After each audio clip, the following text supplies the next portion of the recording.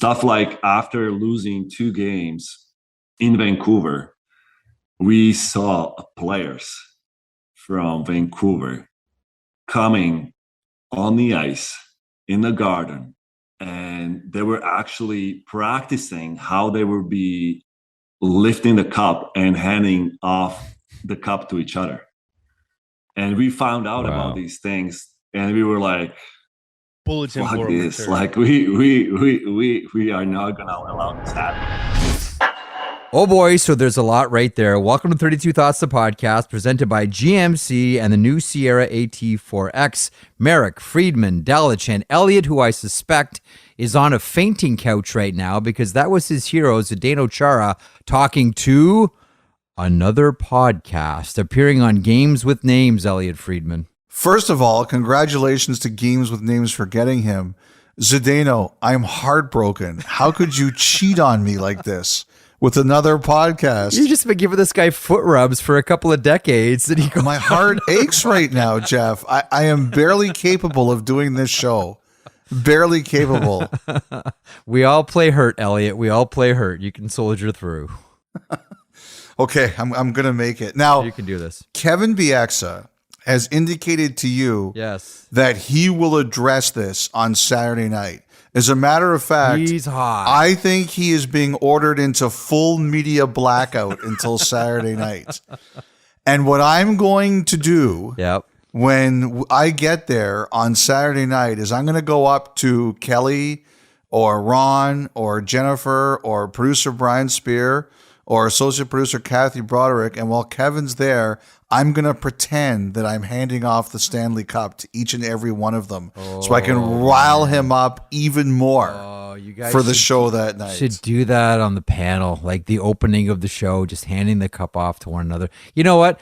I think Kevin's so hot, he may take all the intermissions. Like, I don't think 32 is going to go on Saturday. I think we can just put our feet up in the second intermission for each. I think he's going to be so hot, he'll want every single moment of air. There'll be no oxygen left in the studio once Kevin Bieksa is done addressing this on Saturday. It could be epic. There's no question about it. And the one thing I would like to say is I never make fun of a player for not winning the Stanley Cup because it's a hard thing to do. Yeah. It's a hard thing to do. And I know how hard everybody competes for it, including Kevin. I know how hard he competed for that. But when somebody accuses you of this, I think it's perfectly acceptable. People can tweet in if they disagree, but I think it's perfectly acceptable to mimic practicing handing off the Stanley Cup. Listen, Saturday's going to be really cool. Saturday is Calgary, Toronto. Yep. Like, this is a marquee matchup. I'm going to talk about the Flames here in a couple of moments, but this is a huge Saturday for Hockey Night in Canada. And Elliotte, it just got spicier. It just got spicier with all of this. So, man, Hockey Night Saturday is going to be fun. I'm looking forward to this one, as I always am, but this one looks like it's going to be, well, bring your boxing gloves, folks. Bring your boxing gloves. A spicy dish. Now, I want to tell you a story from 2007. Okay. In 2007, Stanley Cup Final was Ottawa-Anaheim. Yeah. We go back to Anaheim, and Ottawa's down 3-1, and the Ducks have a chance to win the Stanley Cup that night. And there was a sheet on the table outside the Ducks dressing room, and players were walking down and writing their names on it and putting a number. And I couldn't see what the sheet was. I assumed it was the ticket allocation, like people writing their names and how many tickets they needed. But someone, and I won't say who it was, but they were around the Senators at the time, they said they looked at the piece of paper and it was the players writing down their ring sizes, the Ducks players. And of course, you think, oh, that's juicy if that's really happening. So I went over and I looked at it, and who was the GM of the Ducks at the time? Brian Burke, sir. Yes. Brian Burke. And he sees me and he goes, what are you doing with that? Like, that's none of your business. Why do you have that? And I said, this is what I heard, and I was just checking. And he lost it. I've totally forgot about this story. I didn't even remember until I just heard this tonight. He lost it. He was like, Do you think I would let that happen? Like, not on my watch. And he started waving the sheet at me. It's the ticket allocation. It's the ticket allocation. Maybe this is a similar miscommunication. I have no idea. Well, we'll find out come Saturday. We're hyping this one big for each. Tune in to Saturday for the. You better be good, Kevin. The Bieksa retort. We're building this up. You better be good. Bring your A game for a change. Because the hockey game will be great, Calgary and Toronto. So bring your A game too, Kevin Bieksa. By the way, I hope listening to this, I want to shout out Cole, Kevin's son. Yeah. A frequent listener of the podcast. Yes, I always mean to do it, but I always forget. And now I want to do it because I hope his dad is so riled up for the show on Saturday night. Okay. Kevin says that Cole likes me better, by the way. Well, then I take it back. Well, listen, talking about A games, how about Tage Thompson? And the only 2 shots during the Sabres power play have been shorthanded by Columbus. Thompson scores, and it's a hat trick. And that is 100-mile-an-hour one-timer. It only takes him 12 minutes and 22 seconds of game time for Tage Thompson to score 3. Wow. I mean, when you see this play off the board, Dylan... Tage Thompson on Wednesday night, the Buffalo Sabres and the Columbus Blue Jackets. Like, look, Columbus is, and we're going to get to them in a second here. Columbus is having a real tough season. Last in the East, decimated with injuries. The goaltending's nowhere close to where they want it to be, et cetera, et cetera, et cetera. So Tage Thompson ends the night with 5 goals and 1 assist. On the left side, here's Tage Thompson, and he buries it. Oh, my goodness. Just when you're talking about getting back into the game, Tage Thompson fires one into the upper right-hand corner from the left wing circle. And he has, are you ready? His 5th goal of the game. Now, he's got the 5 goals going into the third period. Mm-hmm. And I was pretty animated about this. The more that I think about it, the more I'm still hot about it. I'm still pissed. You are reanimated. I am reanimated once again. I am like that aha video. All of a sudden, I've come to animation. That he only gets 5 shifts in the third period, 3 minutes and 55 seconds. Normally he plays around 18 and a half minutes. He only played 13 and change on the Wednesday night.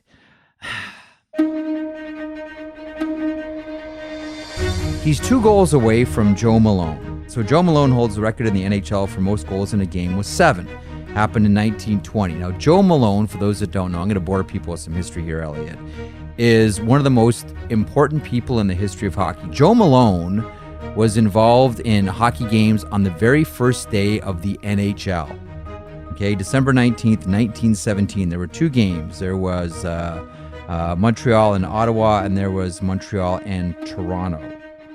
So one of them was the Wanderers, one of them was the Canadiens. And Joe Malone, it was believed for a while, scored the first goal ever in NHL history. Turns out the other game started earlier, the Wanderers game. Dave Ritchie, who was a defenseman for the Wanderers, scored technically before Joe Malone, so he holds the record for the first goal ever scored.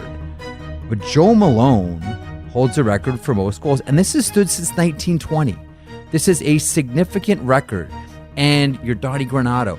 You have a player who could come closer to, maybe equal, and maybe if everything goes right, beat Joe Malone's record, and he only gets 3 minutes and 55 seconds in the third period.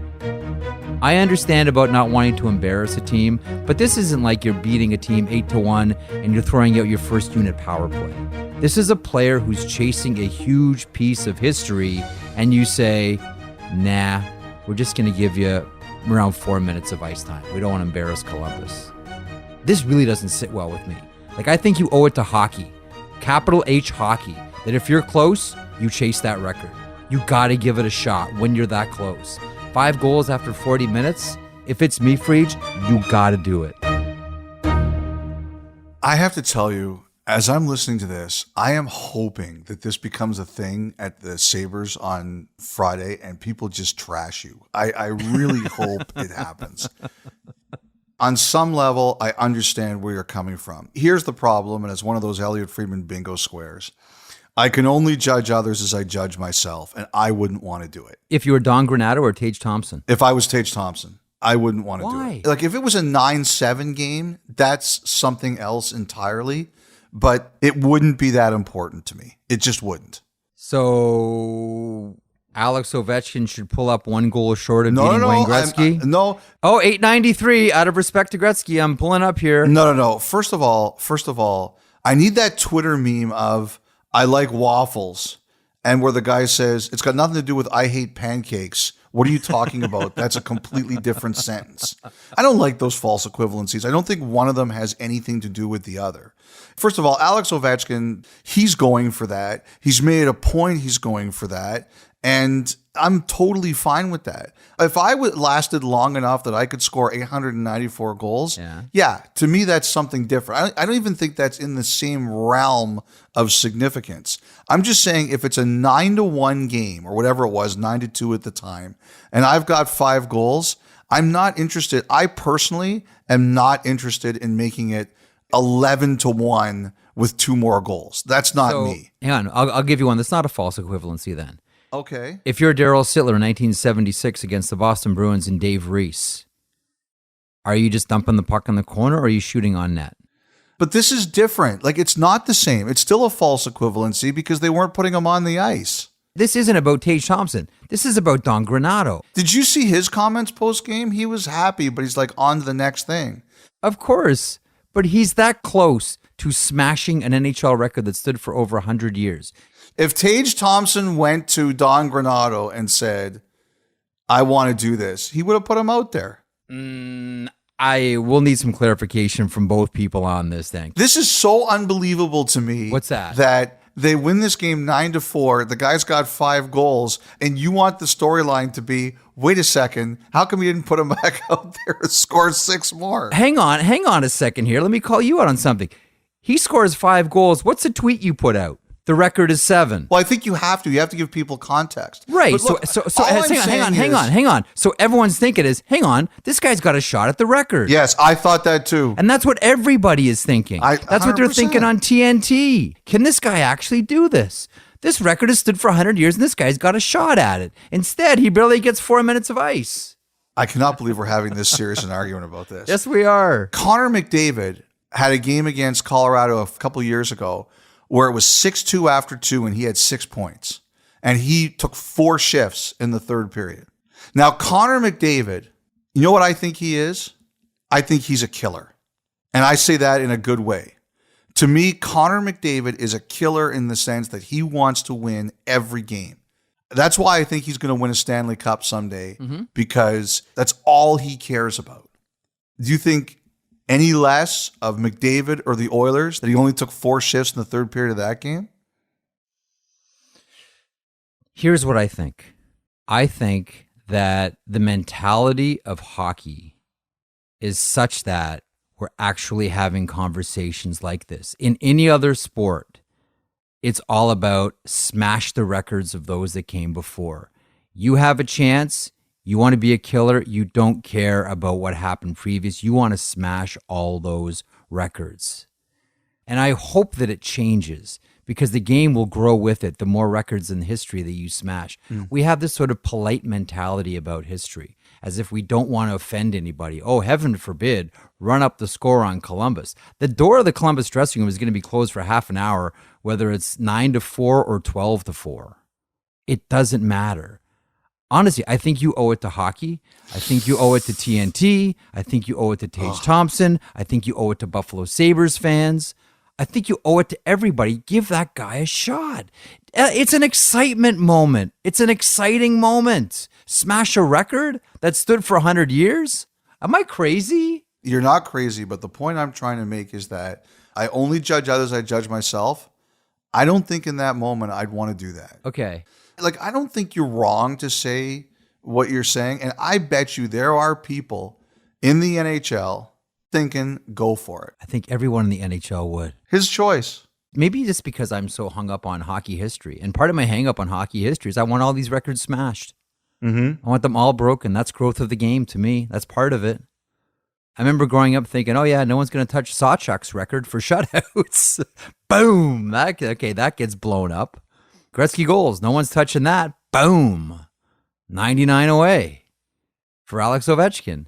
The other thing someone said to me today is that they listened to the segment and they said, the other reason that you don't care about this, and they said it to me, why I don't care about this, is that you don't care about legacy or you don't care about yesterday a lot, which is true in my case. Like I've had people say to me before, like I've had journalism students say to me before, you know, like, what do you think your legacy will be? And I've said, I don't care. Like when I'm gone, the next person will replace me and that'll be it. Like I genuinely do think that way. So maybe I'm in the minority. Like to me, I put myself in that situation. I don't know if I would think that would be a big deal. The thing that I just can't wrap my head around is like somehow on a night where a team won 9-4 and a guy scored 5 goals and there has to be a controversy. Like that's the question we should be asking. Okay, get Coach Granato ready for his interrogation. Maybe I should have prefaced this by 5 goals is awesome. Mm-hmm. That's a lot of goals. Like there's the Denny brothers that scored more, Sid Howe, Red Berenson, Daryl Sittler, and the aforementioned Joe Malone, and a bunch of other people who scored 5 as well. But that's a list. That is a major accomplishment. Congratulations, Tage Thompson. But that's how I should have started this. But he had a chance to smash the record. You know what? You know what part of it is too for me, Elliotte? What's that? I'm forever fascinated by the first day of the NHL for a few reasons. One, there's the Joe Malone factor and how the Ottawa game, the Montreal-Ottawa game, was actually delayed by 15 minutes that allowed Dave Ritchie to become the first goal scorer in the NHL. You know why? Because of a contract dispute with a couple of Ottawa players. Like right away, there were contract disputes with NHL owners. And the first winning goaltender for the Wanderers was Bert Lindsay, who, yes, was the father of Terrible Ted Lindsay. And Art Ross scored on that day. Art Ross, a venerable, like one of the most creative people. We look at the puck, we look at the net, we think of Art Ross. Well, maybe you think of Art Ross. Well, that's how you think about Art Ross when you say that. You think about the Bruins, you think about the puck, and you think about the net. When he scored his, wait for it, only goal and only point ever in the NHL, yet the trophy that's awarded for most points in the NHL is in the name of someone who only had 1 point in his entire career. And was a defenseman, by the way. I'm so fascinated with the first day of the NHL. It's not even funny. That's why, you know, when you sent that tweet out, I'm like, all right, I got Elliotte on side. We're going to talk about Joe Malone finally. And we're going to talk about Tage Thompson either tying or beating his record. Anyway, welcome to my goofy life and welcome to the podcast once again. You know what I would say about Tage Thompson I'm happiest for him? What's that? Is that people are starting to say, well, maybe that trade wasn't so lopsided. 100% true. And I'm happy for him as a person. You know how I think about it too, Elliotte? I just don't think about it in terms of the Ryan O'Reilly deal.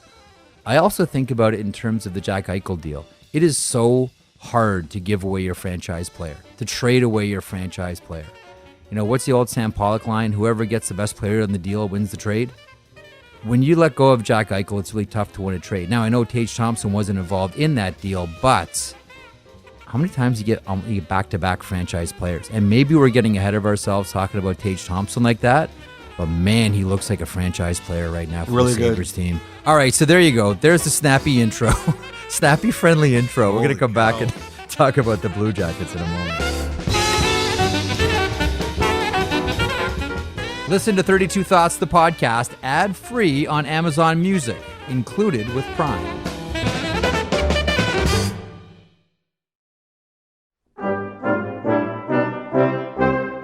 Okay, so we've parked the Buffalo part of the conversation, Elliotte. What about the Blue Jackets? You know, last in the Eastern Conference, the goaltending hasn't been what they wanted or what they needed. Now, injuries are a big factor, and I know every team is rolling their eyes when they hear that. It's like, well, go tell Colorado that. But they've really been devastated themselves as well. As I mentioned, last place in the East. They've got a couple of expiring contracts. Vladislav Gavrikov and Gustav Nyquist, and you've talked about them before. After that game, the doors were closed to the Blue Jackets dressing room for a long, long time. What happens here, Freach? The first thing I have to say, Jeff, is when I was watching that game and I saw what was happening, I said to myself, this is the kind of game where you wake up the next morning and say, what's going to happen here? What's going to be the consequence? And I was actually kind of happy to see the answer was nothing, at least Thursday. You cannot overreact to things like that. Now, if you're already going down a certain road where you're thinking of making some decisions and that just is your final validation, that's one thing, but you should not be making emotional decisions after that. I also thought of the Gord Stellick old line, if you're going to stink, stink on the road. And unfortunately, that one was at home. So the thing about the Blue Jackets is, what did they expect? Not this. And I know they signed Johnny Gaudreau, and I know they hope this year would be better than it is. But if you really look at it honestly, and you really think about where you are, they weren't ready yet. Now, that doesn't excuse this, and it doesn't excuse too many performances like that. But I think if the Blue Jackets are going to be honest about how they feel about this year, they should be honest about where they really were. And to me, the answer is they weren't yet ready and they still need pieces. Like, first of all, I can't imagine they're crazy enough to trade their first round pick. No way. I think what they should do is they should just collect the best pick they can, move the players that they have to move out, Gavrikov, etc. I doubt they're going to be able to keep them.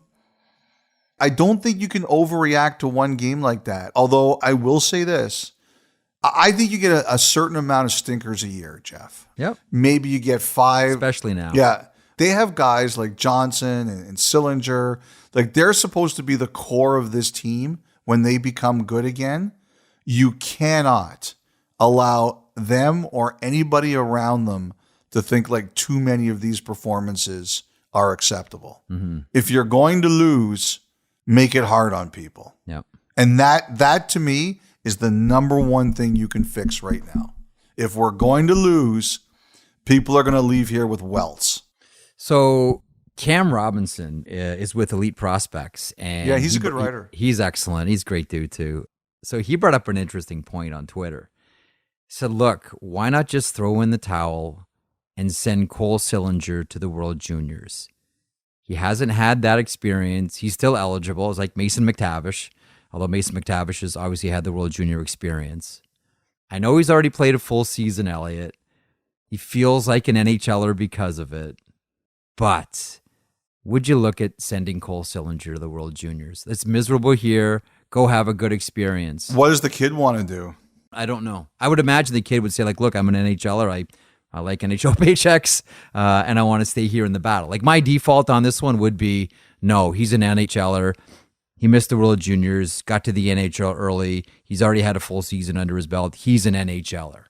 But would there be any conversation or idea of saying, hey, man, you want to go have some fun for a few weeks? It's tough here right now. I would ask him. What do you think? It'd be an interesting conversation. I mean, I would imagine, though, he would say, yeah, I want to stay here. I'm an NHLer. Even though I've never had the World Junior experience, I want to stay here. I'm an NHLer. It's like I said for you a couple weeks ago with that whole Bedard conversation. Yeah. Let the adults make a case, present it to him, and see what he says. I mentioned we're going to talk about the Calgary Flames, so let's do that. There is a certain segment of Calgary Flames fans that have been banging the Matthew Phillips drum hard, and for good reason. Called up today, but previous to that, leading the American Hockey League in scoring. His story is not unlike, and I am not saying he's going to be Martin St. Louis, but the stories are similar. He's too small. He'll never do it. He can't produce. Did it in junior. I remember covering one of his first games when he had to wear the full bird cage, this scrawny, small kid with the Victoria Royals, and, started ripping up the Western Hockey League. Ditto with the American Hockey League. He finally gets the call up at a time, Elliotte, where the Calgary Flames are playing some really good hockey. And some of the lines are really clicking. And we know that the Flames are eventually going to get back to Jacob Markstrom, but Dan Vladar right now is excellent. Outside of that, the early moments of the game on Wednesday where it looked tough with those first couple of goals, Dan Vladar has been really good. Your thoughts on whether it's Phillips, whether it's the Calgary Flames, whether it's the netminder, whether it's Blake Coleman and that great line with Backlund and Ruzicka. Your thoughts on the Flames, Frege? First of all, I'd like to say that Blake Coleman's goal in the playoffs last year should have counted. I haven't given up on that one yet. I lost that argument, but I still think I was right. For me, the Phillips thing is the most interesting one because we had a conversation on your show earlier this week where I said, I don't know if I'd be calling up Phillips because of what Daryl Sutter said about him. The thing is, do you believe you're putting him in a situation to succeed? And what do? They call him up. So I think that's fascinating. They're basically saying, this guy, we want to see him play. And I don't think he's the last one. I don't know if it's going to be Zahorna, who plays with Phillips in Calgary with the Wranglers, or it's going to be Pelche, or who it's going to be. But I've heard there's going to be more, that this isn't the last young player who's going to get a chance to play in Calgary. I don't know what the timeline is, whether it's immediate, near future, down the road. I've just heard it won't be the last one. Would you call this Ruzicka effect? Because he's been outstanding, and it's always best when you grow your own. Well, I think there is some of that, no question about it. But also, too, like we all know Calgary's looking for a forward, right? Oh, yeah. Well, maybe the forward's there. I don't know. We don't know. You have to create a situation in your organization where the players feel that they can have a reward for doing what they're supposed to do or performing to a high level, which is what has happened here with Phillips. I think as an organization, you have an obligation to reward these players. And that's why I think it's important that he's getting the opportunity. All right. As we mentioned earlier, Flames and Maple Leafs hockey night in Canada on Saturday and round one between Bieksa and Chara. More on that later. Vancouver Canucks. And, interesting, you write at 32 Thoughts blog at sportsnet.ca about Brock Boeser and muse openly about would Boeser to Washington work, specifically Anthony Mantha. Care to expand on that one? Yeah, it's my opinion. I just wondered, with moving Boeser, they're trying to create cap space. And it's going to be a hard thing to do with 2 more years at 6+ on the deal. But if you look at Mantha, he's got 1 more year at 5.7. So they'll get a slight cap break, and they'll also have a contract that comes off the year sooner. The other thing about Mantha, and as one thing I did learn today, is that there are Capitals fans who have very different opinions on this. There are some who are not fans of Mantha, and there are others who are. They feel that he's a victim of not getting enough power play time. Whatever the case is, it hasn't been 100% a fit. I do think the Capitals are one of the teams that have interest in Boeser. There was someone from another team in the Capitals division who said to me today that they think that the Capitals have had interest in Boeser before. He doesn't know if they would make that particular deal, but he thinks they do like the player. I mean, we'll see. Some people have said this is a complicated deal that will take time. We're going to see how this all works out. I mean, Vancouver's going to be a really fascinating team. They got a lot of balls in the air. And people around the organization are making things spicy. Case in point, Ben Hankinson, agent. Case in point, Ben Hankinson, agent, Twitter. Commenting on a piece written about Luke Schenn at CanucksArmy.com. Ben Hankinson tweets, Luke Schenn, perfect deadline acquisition, and then rings off the virtues. Consistent pattern of top 4 quality play, versatility, play any pairing, plays low mistake hockey, physical and tough, kills penalties, vet leadership, winning personality, 2-time Stanley Cup champion. Quickly then adding, I thought this was an interesting read on Luke and his value, not Capitals, at all promoting a trade. He loves playing in Vancouver. How did you greet that one, Elliotte? Why does everything on Twitter have to be a referendum? Like, he's his agent. What do you think he's there for? He's there to promote his client. We should all be used to this from the early days of Alan Walsh promoting Yaroslav Halak over Carey Price. Everything's a referendum. Everything.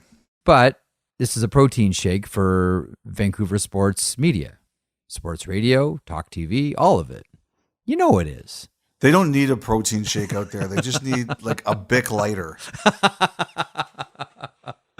But it does, hang on, that is the other name that's starting to circulate out here. And we've talked about how, Luke Schenn does bring an element that other defensemen don't, and it's one that's becoming more and more valuable and valued all around the league. And he's on a very, very comfortable, team-friendly deal. You have a thought on Luke Schenn through all of this? I think I've said on your show a couple times this week, I'm a big Schenn guy. It's an easy number to fit, 900K. He's got a lot of respect. You know what someone actually said to me this week? If you really want to know what's going on in the league, and I know there's some players who are kind of like the Google searches of the NHL. In baseball, they used to call, I remember Sports Illustrated said that Bob Stanley, a pitcher from the Red Sox, his nickname was Mr. 411 because you can get information out of him. Oh, very good. Well, that's a really old reference. So now, I'm being hip and cool. So the Google search. We started the podcast talking about Joe Malone, so don't worry. We're good. 1920. Somebody told me that Schenn is one of the players who knows everything that's going on out there. So we should hire him then. Yeah, he should be on the panel. Now appearing on the second admission of Hockey Night in Canada, Merrick Gets the Bump. Please welcome Luke Schenn. I've heard he's one of the guys who's really plugged in. He knows what's going on out there. Sticking with the West Coast then, you write about Trevor Moore and the Los Angeles Kings. We've wondered, not so much if, but more when. How close is a deal here for each? I think it's getting close. Rob Blake did come out publicly earlier this year. I think it was one of those interviews he does with John Hoven. I think, if I remember correctly, he said that he would like to get more extended, and I heard it's getting close. I was chatting with him briefly. He wouldn't talk about that. I was chatting him briefly at the morning skate on Thursday. No, he's been real good. Real nice hockey player. Philadelphia Flyers, meanwhile, this raised some eyebrows. Although I think the timeline is kind of right on it, because I don't think we thought that Cam York was going to be in the American Hockey League all season. But Cam York gets the call up from the Philadelphia Flyers, and it sounds like this one is just, look, Philadelphia needs offense, and they need offense quick. Well, they're last in the league in goals per game, right? 2.41. Yeah, worse than Chicago. And the other thing, too, is I just think after the training camp the kid had, he got sent down. Mm-hmm. And I don't think it's like a public shaming or anything like that, but it happens publicly, right? Everybody knows why he's sent down and everybody's aware of the reason.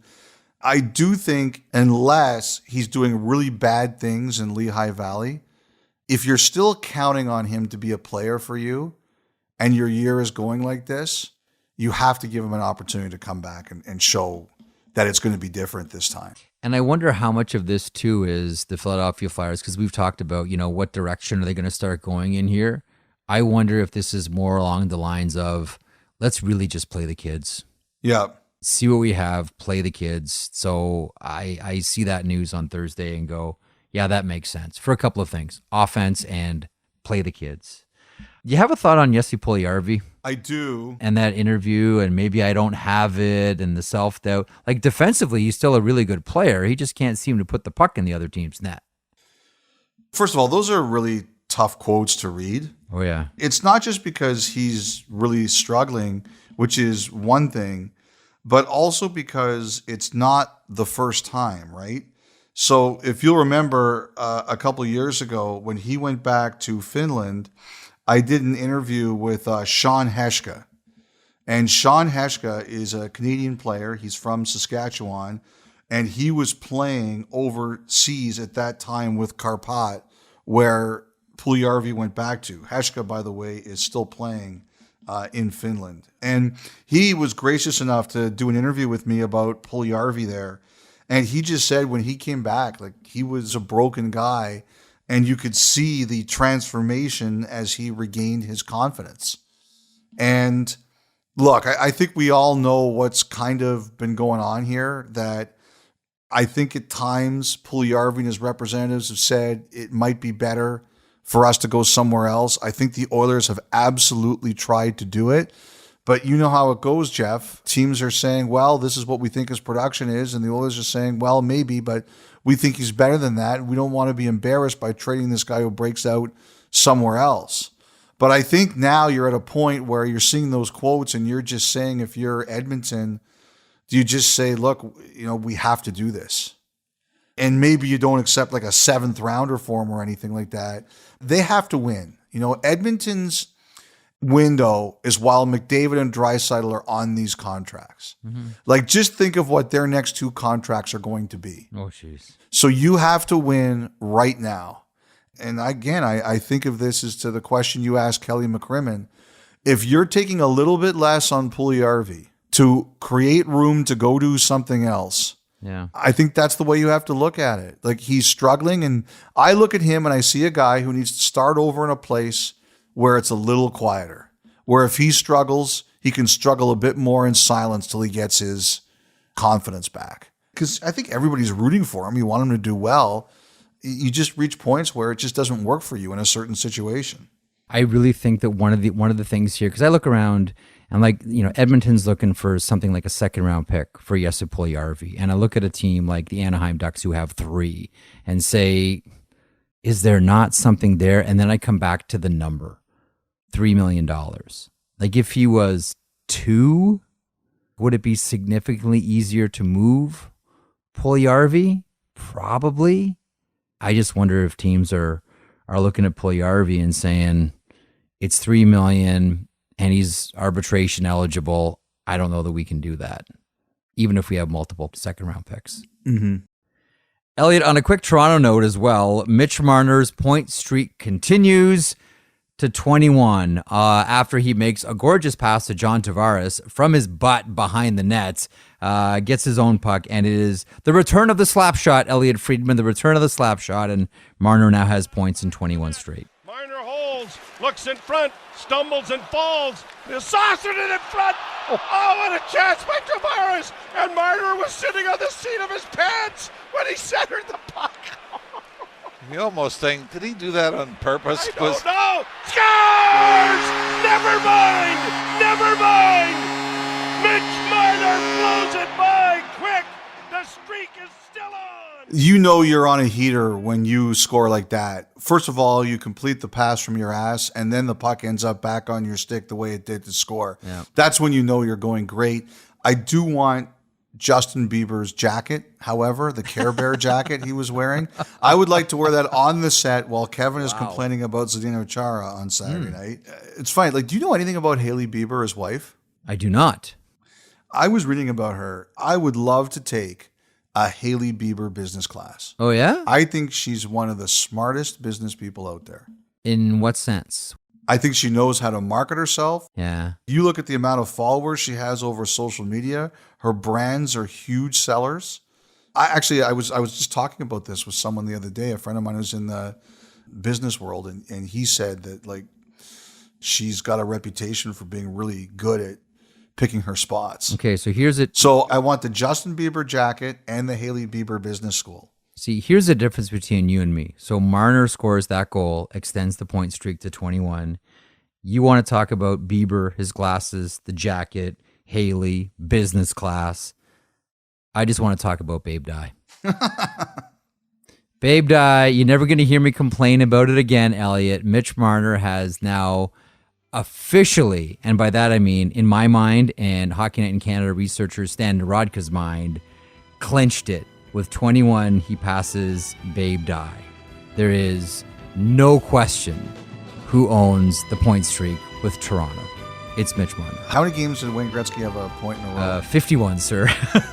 That's the end of this conversation. That's a good point. Let's stop this one.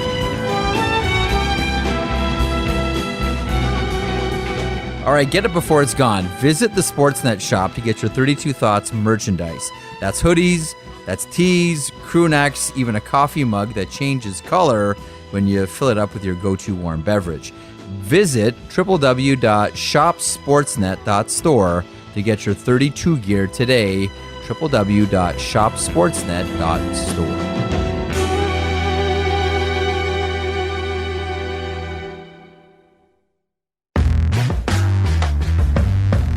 All right, a couple of other things here before we wrap up, and I want to get to a really interesting piece of audio from Kelly Hrudey about Wayne Gretzky. But Adam Pelech, I know you've had some inquiries. People want to know what's happening with the Islanders defenseman, this after the Robert Bortuzzo hits. I got some tweets and some DMs from Islanders fans. You saw where Lane Lambert said it's an upper body injury, and they called him day-to-day. Look, I'm here to serve hockey fans. But as we all know, Long Island is the land that information forgot. It is impossible to get stuff out of there.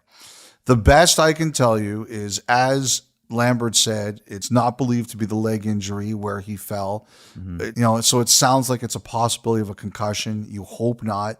The only thing I can tell you I heard is that as of we record this on Thursday night, they were hopeful. That's all I could get. I tried, but at 80, Lou Lamoriello still terrifies everyone around him. You also had something you want to mention, Elliotte, about Patrick Kane. Yeah, the thing about Patrick Kane is, so Emily Kaplan wrote a column this week about Kane on ESPN, and she talked about the possibility of him staying and not getting traded. So I had heard a similar rumor a couple of weeks ago, and I looked into it, and I asked people who I think would be tighter with Kane. I asked people who I think would be tighter with the Blackhawks. I said, have you guys heard anything about this, that Kane might not want to be traded this year? And all I got from people was he has not indicated that outwardly. Nobody I spoke to seemed to believe that in any official way had he made that decision. But the fact that it came up again this week in Emily's piece, which was either a week or a week and a half when I was looking into it, it just says to me that this theory is out there. Now, the one thing I could understand is Kane not wanting to move twice. One's getting traded and one's picking a new team next year. As somebody who hates moving, I really do understand that. But at this point in time, I would just say that that's not what anybody is operating. Like, I asked other teams who I believe would have interest, and they said that hadn't been indicated to them either. So what it says to me is at this point in time, while that may be a theory out there and could be a possibility, nobody's been informed that that's the case. But we'll see. Like, the fact that it's still coming up, at least somebody out there believes it. We'll see where it goes. Now, one of the theories out there is that he wants to break all of Stan Mikita's records. But the thing is, if you look at it, games played, assists, and points, he's a bit far away from Bobby Hull on goals. This is not something he can just do this year. Yeah. If he wants that, then he's going to have to resign there. And to this point, there have been no conversations about that, and nobody seems to know if anybody, whether Kane or team, wants that. And his name will continue to come up as the trade deadline approaches later on next year. Okay, fan code of conduct at the Board of Governors. This will be tabled, Frege. Yeah, and this was all you. I don't know if banging the glass will be a part of it, Jeff. I know how much you hate banging the glass. Automatic dismissal of any fan caught banging the glass. Season tickets revoked. I don't know if it'll be finished, but I was told, because you had talked about it, that it's going to be discussed. Like they just know they can't have another night like that night in New Jersey. No way. You can't have that. I think there's actually, someone said to me today, there's actually two parts of this. There's the fan code of conduct, and there's also security protocol, like what NHL security is responsible for doing. Right. So I think both of those things are going to be discussed at the Board of Governors next week. And once again, a 32 Thoughts PSA: don't be a glass banger. Okay, let's move on to this. Now, this is a little piece that Amel actually worked on, Elliotte, behind our backs. So we had talked about slap shots on the previous podcast, and we had come around to talking about Gretzky's slap shot and how I don't know that Gretzky got enough credit for having a real, like, it wasn't the hardest slap shot. Like, this guy wasn't, not Al McInnes, but it's a really good, effective slap shot. And I still don't think that Wayne Gretzky, and I think you agreed, gets the respect that he deserves for having a great slap shot. So Amel actually goes and does some work on that and asks his former teammate, Kelly Hrudey. And so here he is. Here's Kelly Hrudey on Wayne Gretzky's slap shot. Wayne had the most unusual release with his slap shot. The slap shot had been around for 80, 90 years, and we had never seen anything like it. The way that he would take the stick back, originally it always looked like he was going to sort of cup the puck with the blade of the stick when he is coming down to make contact. That would be the first tell that you would have. And then at some point, just before the blade of the stick would make contact with the puck, he could change the angle. And the one that was the most deceptive to me would be when, at the exact moment that the puck and the stick blade made contact, he'd open up the toe of the blade just a little bit. And then that way he could go short side better than anybody. Now, he was also great with the regular conventional slap shot, but it was all in the deception. And I played with Wayne for about 8 years, and I practiced with him for about 8 years. And for the life of me, I could never figure out that release. It was the most unusual and unique thing I've ever seen in my life with that shot. Okay, so there's a couple of things there. First of all, that's a good job, Amel. Nice job, bud. Really good. Second of all, and thank you, Kelly. Yeah, big time. Thanks, Kelly. And first of all, I'm geeking out on it because, that's catnip for me, right? Like, I love that stuff. Like, I can listen to Kelly talk about Wayne Gretzky's release on his slap shot all day long. I kind of thought Kelly was going to go along he had almost like a pause before he shot. Like a lot of guys, like as they wind up, like the shot just comes through smooth and easy and the stick comes up and the stick comes down. Wayne would kind of have his stick up there a little bit extra to freeze a goaltender before coming. Like we saw it with the Vernon goal. Like the Vernon goal is a classic Wayne Gretzky slap shot. Here he goes after the puck. He's played all night. Wayne Gretzky in on goal. Shoots, scores in overtime. Gretzky gets the winner. He leaves the stick up there a little bit extra longer to freeze the goaltender and then comes through with it. That's where I thought Kelly was going to go, but I've never heard him talk about that release off the toe and disguising it and making it look like he was going to cup the puck and maybe more blade down as the stick came down and then open the blade at the last moment. I think this deserves a 5-part series, Elliotte. I think it's really cool. I do. I don't know about a 5-part series, but I think that's really good. That's good work, Amel. I'll tell you this: it's better work than Amel did today. You know who I met today, Jeff? Who'd you meet? The Jack Eye parents. Oh, no way! Nice. Yes, I met Jack and Simona. Wonderful people, just wonderful, wonderful people. They must be thrilled with their young man right now. Absolutely, and. That piece is being put together. We did the interviews for it today. Great. And you know what Simona said to me? She said, "You look a lot skinnier in person. The camera really does add 10 pounds." Oh, pucker up, Buttercup. She was just what an introduction, I have to say. That's awesome. All right. Yeah, it was pretty funny. It's been a great week for you. First, an interview with a sit down with Todd McClellan that'll come up soon here. Yeah, he was good on the podcast. He was really excellent, and then that's great. Okay, finishing off the podcast today, and thanks as always for joining us here and lending us your ears and your attention and your time